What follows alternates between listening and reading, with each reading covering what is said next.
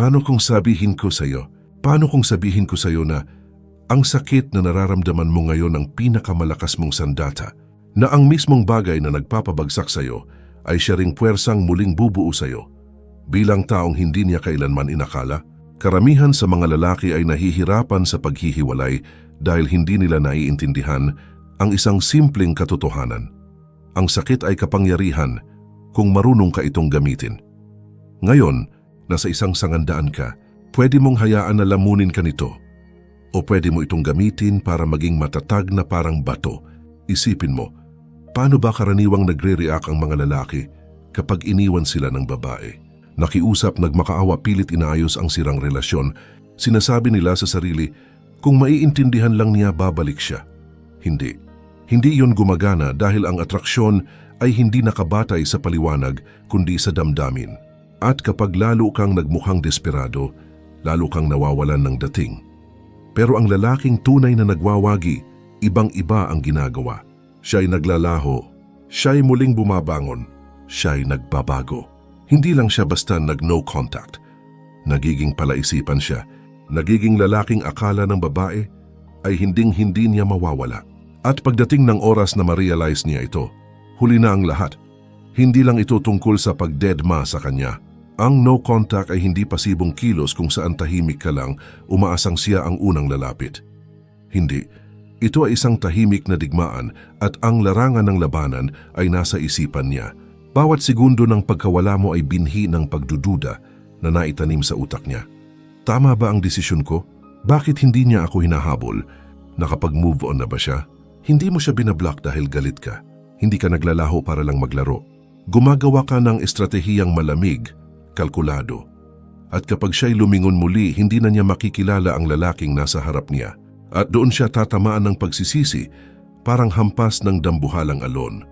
Ito ay tungkol sa pagbabago ng balanse ng kapangyarihan gamit ang katatagan at tinatawag na dark psychology para maramdaman niya ang bigat ng sarili niyang desisyon. Inaasahan niyang babagsak ka pero bumangon ka. Inaasahan niyang magiging mapait ka pero wala kang pakialam.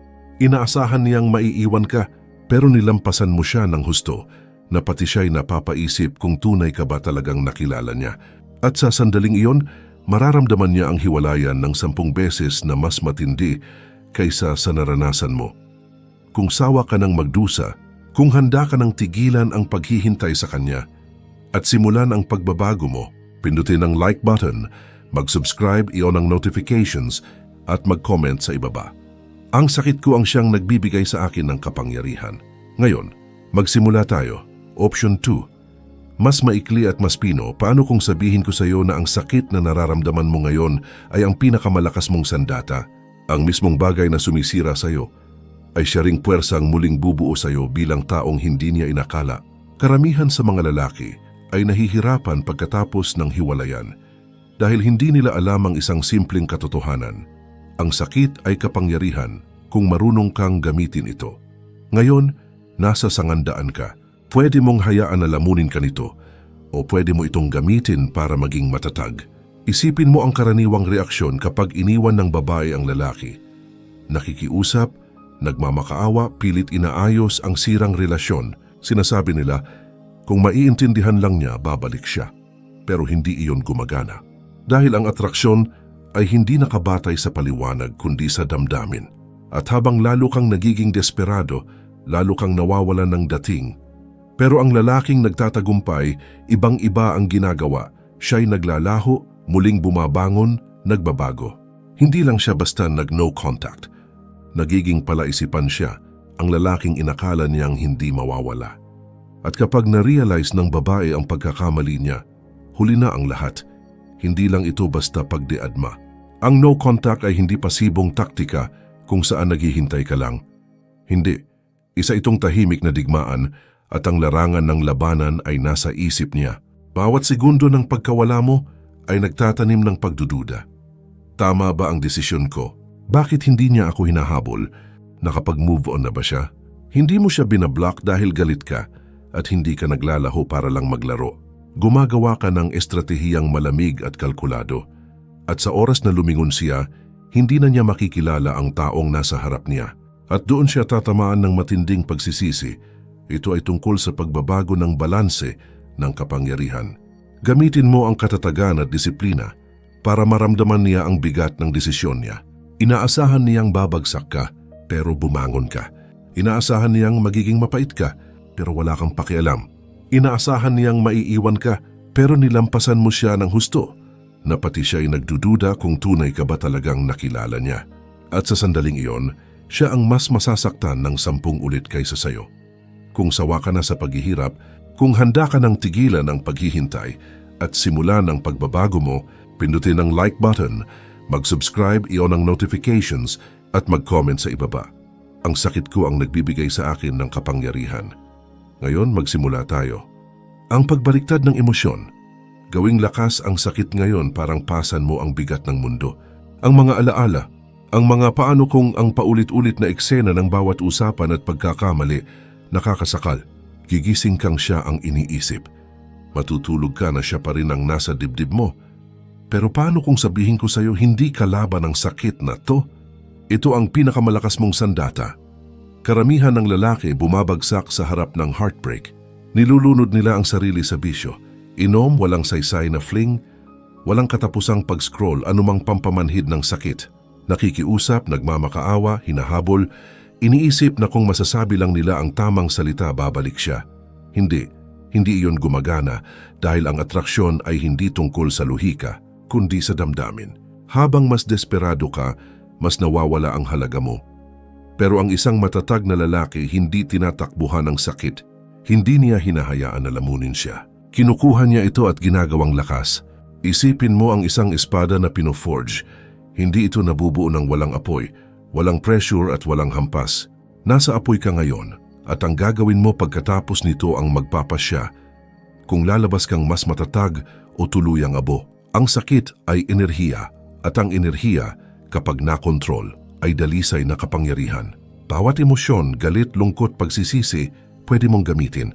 Kapag in-channel mo ito sa gym, sa trabaho, at sa mga pangarap mo, nagiging hindi ka mapipigilan. Sa tuwing gusto mong i-text siya, mag-push up ka ng 50. Sa tuwing nami-miss mo siya, maglaan ka ng 1 oras para sa hinaharap mo. Gawin mong lakas ang pagdurusa at di magtatagal hindi mo na makikilala ang sarili mo. Narito ang katotohanan. Inaasahan niyang mananatili kang wasak. Inaasahan niyang maiiwan kang nakatingin sa nakaraan. Naghihintay ng closure na hindi darating. Inaasahan niyang mananatili kang parehong lalaking iniwan niya. Pero wala na ang lalaking iyon. At sa sandaling makita niyang umaangat ka, imbes na bumabagsak, doon niya mararamdaman ang bigat ng lahat. Walang mas nakakapagpahirap sa babae kaysa makita niyang ang lalaking iniwan niya ay siya na ngayong lalaking hindi na niya kayang abutin. Doon pumapasok ang pagsisisi. Pero sa puntong iyon, wala na yung halaga sa'yo. Dahil nalampasan mo na siya. Kung sawa ka ng gumawa ng desisyon mula sa kahinaan at handa ka ng bawiin ang kontrol, mag-comment sa ibaba. Ako ang may hawak ng emosyon ko. Hindi sila ang may hawak sa akin. Ang malamig na paglaho, pagiging isang palaisipan ng katahimikan ang pinakamakapangyarihang tugon na maibibigay mo sa isang babae matapos ang hiwalayan. Hindi ito kahinaan, ito ay isang sandata. Kapag naglaho ka ng walang bakas, kapag tuluyan mong inalis ang sarili mo, gumagawa ka ng bagay na hindi niya inasahan. Akala niya kilalang kilala ka na. Akala niya abot ka, lalaban ka para sa kanya, magmamakaawa ka para sa panibagong pagkakataon.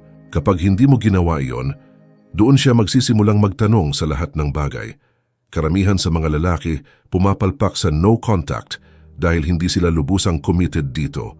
Nagiiwan sila ng bakas, nagla-like ng posts niya, nagche-check ng stories, umaasang mapansin. Hindi iyon tunay na detachment. Kung gusto mong baguhin ang balanse ng kapangyarihan, hindi ka lang tatahimik. Magtatago ka. Walang text, walang tawag, walang panunood ng social media niya, walang pasaring sa mga mutual friends. Nagiging multo ka at dito papasok ang dark psychology. Kapag may biglang nawala, nagsisimulang maghanap ang isip. Ito ang tinatawag na Zeigarnik effect. Mas natatandaan ng tao ang mga sitwasyong walang closure kaysa sa mga tapos na. Ngayon ikaw ang hindi pa tapos na kwento sa isip niya. Ang pagkawala mo ay tanong na hindi niya masagot. Hindi niya agad mararamdaman ito. Sa una, iisipin niya binibigyan mo lang siya ng space. Susunod, iisipin niyang sinusubukan mong ipamisu siya. Pero habang tumatagal at nananatili kang tahimik, doon na ito magsisimulang kumirot. Sa oras na ma-realize niyang wala na siyang access sa'yo, na hindi niya alam kung ano ang iniisip mo, ano ang nararamdaman mo, o kung may pakialam ka pa ba, doon sisimulang sumilip ang pagsisisi. Ito ang realidad. Hindi pinapahalagahan ng tao ang bagay na laging abot kamay. Kung nasanay siyang palagi kang available, natural na minamaliit ka niya. Ang tanging paraan para mabago iyon ay tuluyan mong alisin ang sarili mo. Habang mas kaunting alam niya tungkol sa'yo, mas iniisip ka niya. Habang mas iniisip ka niya, mas nadududa siya sa desisyon niya. At sa oras na magsimula kanyang mamiss, sa oras na isipin niyang makipag-ugnayan muli, hindi ka na rin magiging parehong lalaki na iniwan niya. Lumago ka na higit pa sa inaasahan niya. Kung sawa ka ng maging predictable, kung handa ka ng kontrolin ang sitwasyon, mag-comment sa ibaba, naglalaho ako ng walang bakas. Ang hindi matitinag na frame pagmaster ng emosyonal na kontrol ng iwanan kanya, inaasahan niyang makakakuha siya ng reaksyon mula sa iyo. Lungkot, galit, desperasyon o kahit poot. Gusto niyang makakita ng emosyon. Bakit? Dahil ang emosyon ay katumbas ng attachment at habang emosyonal kang nagre-react sa kanya, nasa kontrol ka pa rin niya. Pero ano ang mangyayari kung hindi ka mag-react? Ano ang mangyayari kung mananatili kang kalmado, maayos at hindi natitinag? Doon nagbabago ang kapangyarihan. Karamihan sa mga lalaki bumabagsak pagkatapos ng hiwalayan. Hinahayaan nilang kontrolin ng emosyon ang kanilang aksyon. Nagpapadala ng mahahabang mensahe na puno ng paliwanag, palihim na binabantayan ng social media niya. Nagagalit o nagtatangkang pasilosan siya. Lahat ng iyon may iisang ibig sabihin. Siya pa rin ang may hawak ng isip mo. Iba ang isang stoic na lalaki. Naiintindihan niyang natural ang emosyon. Pero ang pagkilos ayon dito ay isang pagpipilian. Hindi niya itinatanggi ang sakit, pero hindi rin niya hinahayaan na lamunin siya nito. Siya ang nagmamaster nito. Dito pumapasok ang prinsipyong indifference. Ang pagiging indifferent ay hindi pagpapanggap na wala kang pakialam, kundi ang tunay na pag-abot sa punto na hindi na siya ang nakakayanig sa mundo mo. Kung mag-move on siya o bumalik, wala na itong saysay dahil hindi na siya ang sentro ng buhay mo. At dito pumapasok muli ang dark psychology. Kapag may taong umaasang makakakuha ng emosyonal na reaksyon at wala siyang nakukuha, magsisimula siyang magduda sa sariling kapangyarihan. At ito ang pinakamasakit sa kanya. Inaasahan niyang makikita kang wasak, pero imbes hindi ka natitinag. Akala niya hahanapin mo ang validation, pero imbes nanahimik ka ng tuluyan, umaasa siyang binabantayan mo pa rin siya, pero naglaho ka ng ganap na hindi niya alam kung parte ka pa ba ng isipan niya. At dito niya mararamdaman ang bigat ng hiwalayan, mas malala pa kaysa sa naranasan mo. Kapag pinanatili mo ang frame mo, kapag pinakita mong walang bagay na makayanig sa'yo, wala siyang magagawa kundi magsimulang pagdudahan ang desisyon niya. Kung sawa ka nang mag-react, kung handa ka nang kunin ang buong kontrol sa emosyon mo, mag-comment sa ibaba. Ako ang may hawak ng isip ko. Wala nang iba. Ang social shift, estratehikong pagbabago ngayon, iniisip niya na kilalang kilala ka pa rin niya. Akala niya nang iniwan ka niya, na natili ka lang pareho. Na nasa parehong routine ka pa rin, iniisip siya at natigil sa parehong cycle. At ang maling akalang ito, ang pinakamalakas mong sandata. Karamihan sa mga lalaki pagkatapos ng hiwalayan ay nananatiling nakatigil. Ikinukulong nila ang sarili, nilulunod sa emosyon, o pilit nagpapatunay sa social media gamit ang mga peke at pilit na posts ng kaligayahan. Hindi ganyan nilalaro ang laro na ito. Sa halip gumagawa ka ng totoong hakbang. Binabago mo ang buong realidad mo, hindi para sa kanya, kundi para sa sarili mo. Ang pinakamalaking pagkakamali ng mga lalaki ay ang direktang pagsiselos sa ex, nagpo-post ng thirst traps, nag-flex o sobra-sobrang pagbabahagi ng buhay. Hindi, emosyonal pa rin iyon at ang emosyon ay senyales ng kahinaan. Ang kailangan mong gawin ay mag-evolve ng napakalakas hanggang sa hindi na niya makilala ang taong nagiging ikaw. I-upgrade mo ang kapaligiran mo, pumunta sa mga bagong lugar, makipagkilala sa bagong tao, gumawa ng mga bagong gawi. Maging abala ka sa sariling pag-unlad na wala ka ng oras para isipin siya At heto ang dark psychology sa likod nito. Ayaw ng mga babae na mapalitan, pero ang tunay na kinatatakutan nila ay maging irrelevant. Hindi lang ito tungkol sa pagkakaroon mo ng iba. Ito ay tungkol sa pag-angat mo, sa puntong hindi ka na niya maabot. Gusto niyang maniwala na siya ang malaking parte ng buhay mo, pero kapag nakita kanyang umaangat nang wala siya, kapag na-realize niyang isa lang siyang kabanata at hindi ang buong libro, doon siya tatamaan. Kahit hindi kanya i-follow sa social media, maniwala ka nakabantay pa rin siya. O kung hindi man siya, may kakilala siyang nakatingin para sa kanya.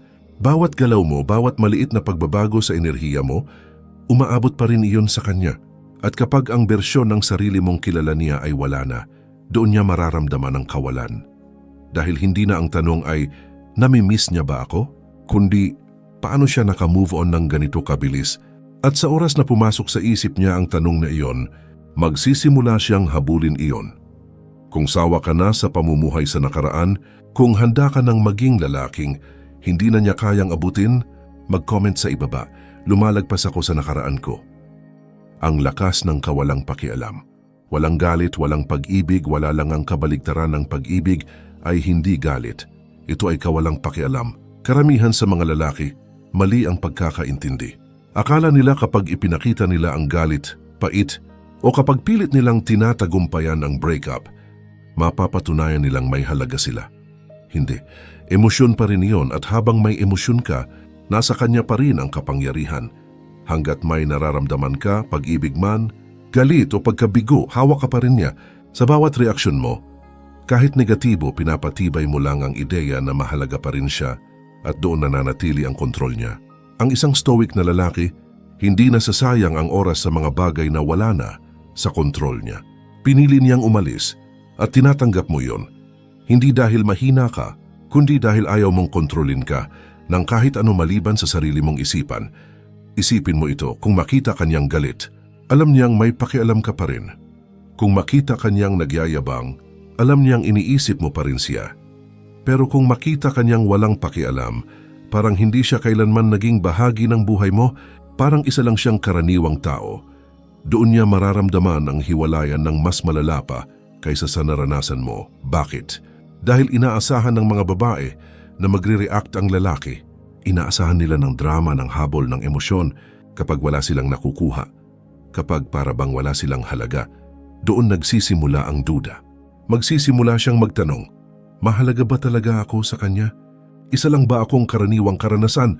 Bakit parang wala lang sa kanya? At doon siya magsisimulang mag-check.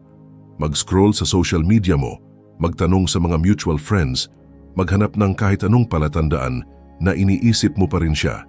Pero sa oras na yon, wala ka ng pakialam. Dahil ang tunay na kawalang pakialam ay hindi galing sa pagpapanggap. Ito ay galing sa pagkakaunawa na siya ay hindi kailanman ang premyo. Kung sawa ka ng sayangin ng enerhiya sa nakaraan, kung handa ka ng kumalas ng tuluyan, mag-comment sa ibaba. Wala akong utang sa nakaraan, ang scarcity effect, paggawa sa iyong sarili. Bilang isang limitadong yaman, pinapahalagahan lang ng tao ang bagay na hindi nila madaling makuha. Sa ngayon, iniisip pa rin niya na may access siya sa'yo. Hindi man direkta, pero sa isip niya, available ka pa rin.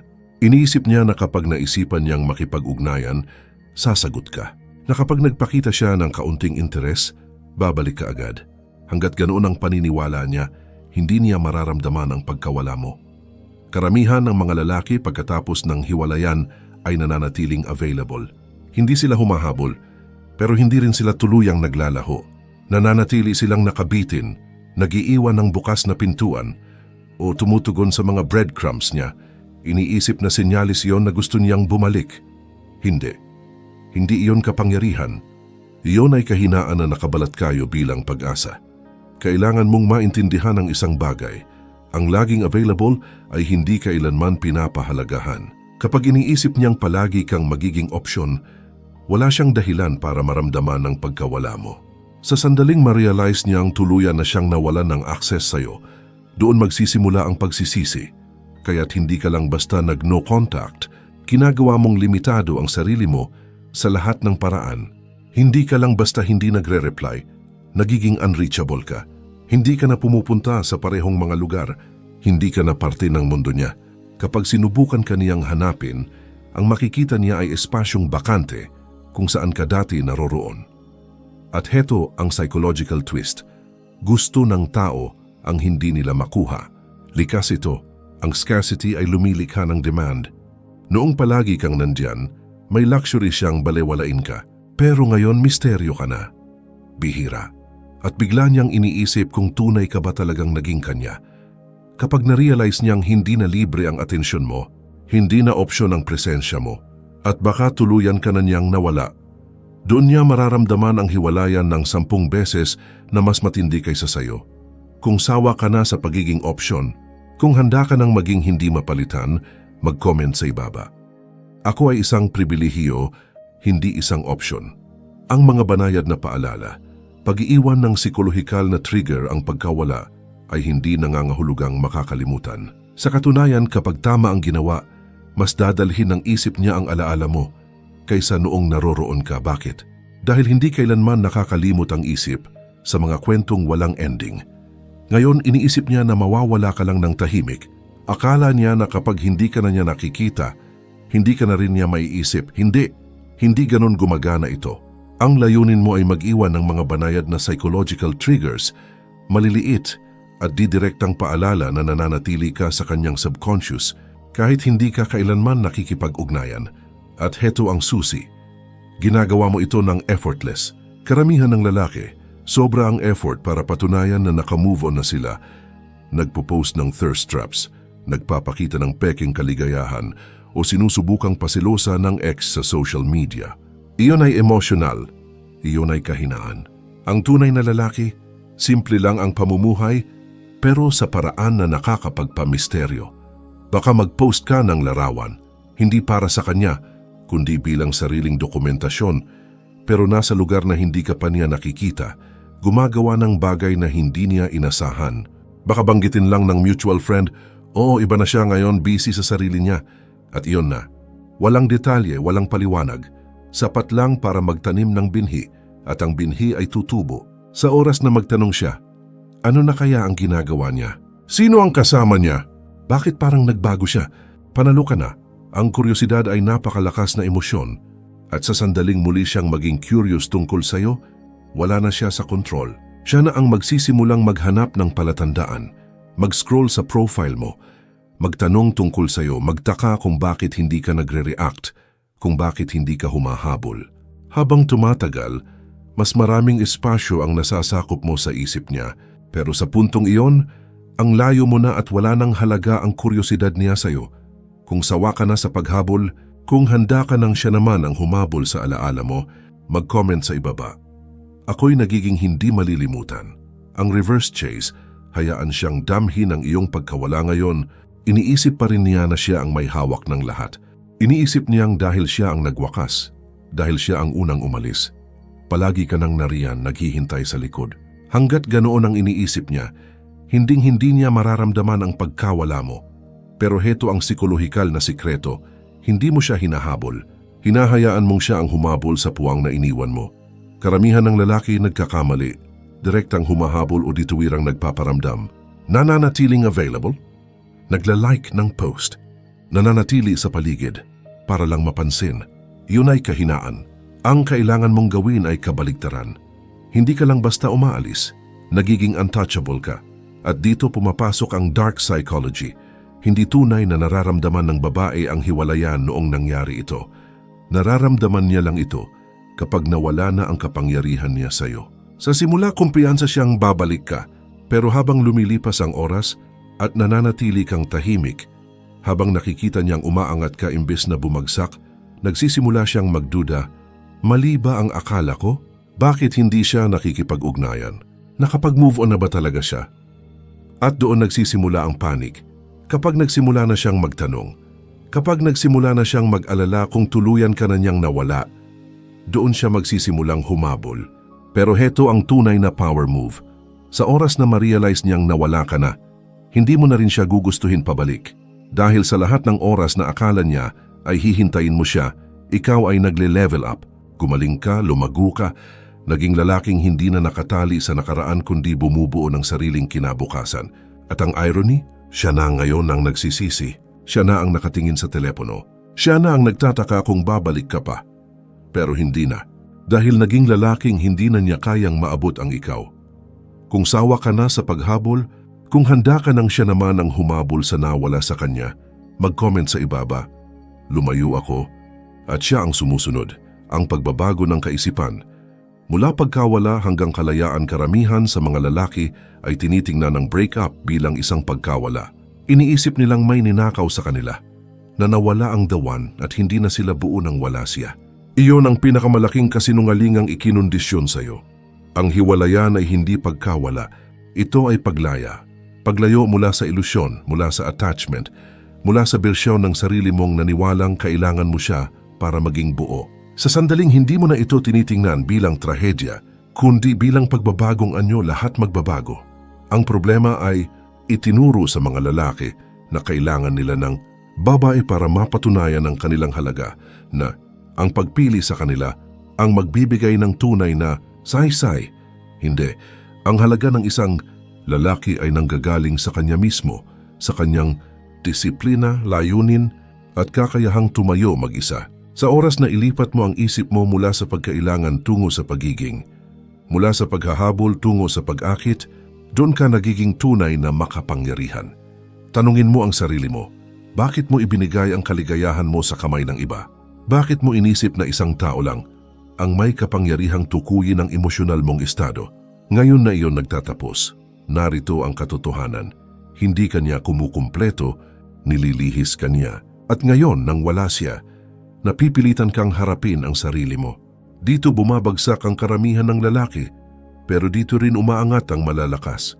Ang sakit ay pansamantala, pero ang lalaking nagiging ikaw pagkatapos nito, iyon ang tatagal magpakailanman. Hindi ka basta nagmo-move on mula sa breakup.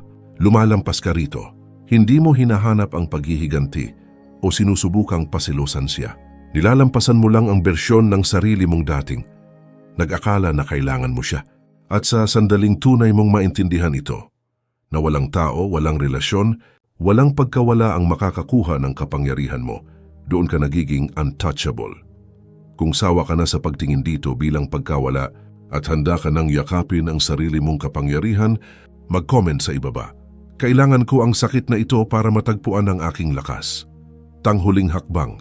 Kapag bumalik siya, wala ka na ito ang bahaging hindi sinasabi ng karamihan. Kapag ginawa mo ito ng tama, babalik siya. Hindi man ngayon, hindi man sa susunod na linggo, pero darating ang oras na mananaig ang kuryosidad at pagsisisi. Magpapadala siya ng simpleng, "Kumusta ka na?" Maglalike siya ng lumang litrato. Hahanap siya ng dahilan para basagin ang katahimikan. At dito nagkakamali ang karamihan ng lalaki. Nakikita nila ang mensahe, ang maliit na senyalis ng interes, at iniisip nila, ito na ang pagkakataon ko. Mabilis silang bumabalik, sabik na ipakitang sila pa rin ang parehong lalaki, handang ibigay ang bagay na tinalikuran nito noon. Hindi, iyon ang bitag. Hindi ikaw ang namimiss niya. Namimiss niya ang kapangyarihan niya sa'yo. Namimiss niya ang pakiramdam na palagi kang nariyan, naghihintay at umaasa. Sa sandaling ibigay mo ulit ang validation na iyon, binubura mo ang lahat ng pinaghirapan mong buuin. Pero ikaw, iba ka na ngayon. Hindi ka na ang lalaking iniwan niya, patay na ang bersyon na iyon.